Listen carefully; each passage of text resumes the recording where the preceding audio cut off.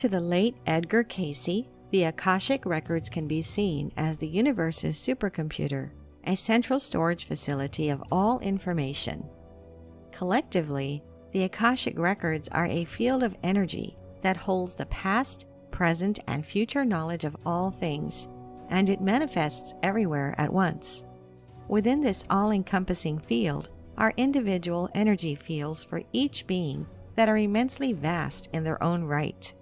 The Akashic records are just like the modern Wi-Fi network. We can't see the Wi-Fi internet, yet we know it's everywhere around us. It's something invisible, yet if you access it, you can reach limitless information. Pretty much anywhere on the planet that has internet access, you can find these hidden secret patterns and codes that are floating around us. It's the same thing with the Akashic records.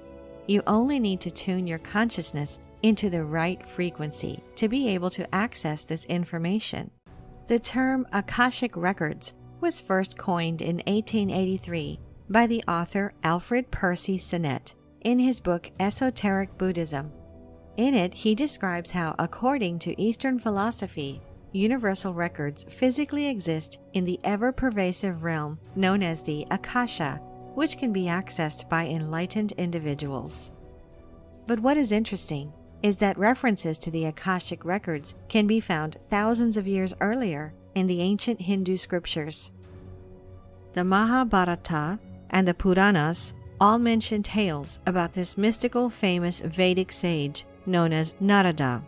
Tradition has it that Narada transcended consciousness to gather his knowledge and give teachings of great wisdom. Narada had access to some kind of an essential knowledge that is in the fabric of the divine cosmic order. He has this mystical ability to tap into the universal knowledge directly from the Akasha. Akasha is actually a Sanskrit word which means ether in both the elemental and metaphysical sense. Another ancient being who supposedly accessed the Akashic records was the ancient Egyptian deity known as Thoth, or Hermes Trismegistus. Before he was revered as a god, Thoth was the first great Egyptian philosopher and founder of the ancient mystery schools, receiving his wisdom while in meditative trances, writing over 40 books, including the Emerald Tablet, the Book of Thoth, and the Divine Pymander.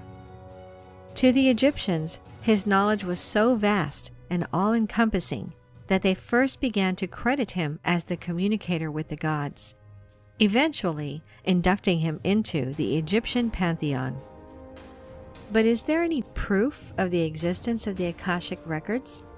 Well, we are limited by modern-day understandings of what qualifies as proof.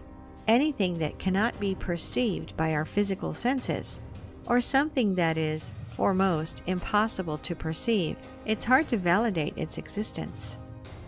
The truth is, there really is no way to prove, in the material way that we currently define proof, the existence of the Akashic records, because it cannot be seen, touched, heard, or otherwise measured. Like Nikola Tesla said, "The day science begins to study non-physical phenomena, it will make more progress in one decade than in all the previous centuries of its existence."